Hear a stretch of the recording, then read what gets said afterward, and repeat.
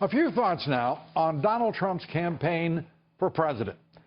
Donald Trump has almost single-handedly led a shift in American presidential politics, a shift that is as profound as it is permanent. For years, our middle class have waited for anyone to take down the culture of corruption in Washington to drain the rancid swamp that our nation's capital has become.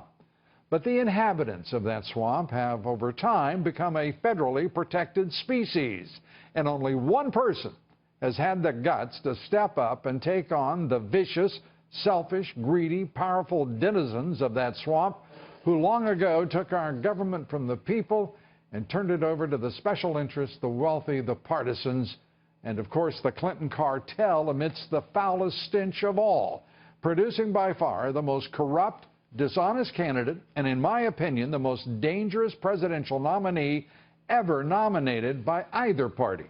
She's crooked, all right. Trump says it straight out.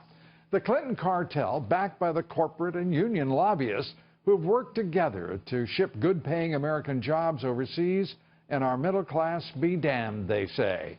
The bought and paid for politicians of both parties, the titans of industry that include Bill Gates favoring cheap foreign labor over good-paying American jobs, passing the torch to the next generation of CEOs like Mark Zuckerberg who want to do the same. But Donald Trump has said no more. Think about this. He is the only voice in American politics who is risking his fortune, his life, to speak truth to power. The left-wing mainstream media fear him as they have no other person in politics or public life. The political left and their house organs, namely the Washington Post and New York Times, savage Donald Trump daily.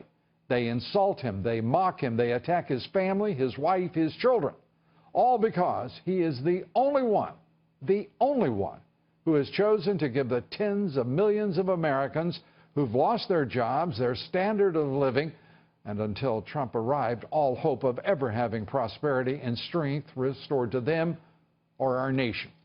Donald Trump is the anti-politician, the anti-elite, the anti-establishment candidate Americans have been waiting for, and now the question is, will the American people stand up for the man who is risking all to make America great again?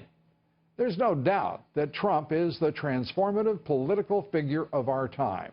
He is a true American leader. He is an individual figure of strength. He is an individual, a rugged and unique character, not a conformist, and yes, he has courage. While the elites mock him, they try to marginalize him with insults, and the media can't mask their sudden realization that Trump is now bigger than the mob that our media serves, better than the establishment hacks and denizens ever imagined he could be, and a powerful threat to them all, the rigged system upon which their wealth and comfort is built, and to the puny, feeble dissenters, the little bands of Bushes and Mitt-like minions who resent their smallness all the more in the face of a man of character and force and spirit and loyalty to America and to all that our nation stands for. They fear him, make no mistake, and they would destroy him. The question is not Trump's failings and flaws. He has them. But in greater measure, he's got guts and ideals, and he's the man in the arena. And I believe he is the leader this country desperately needs. The question is, are there enough Americans worthy of such a leader? I believe the answer will decide our fate as a nation.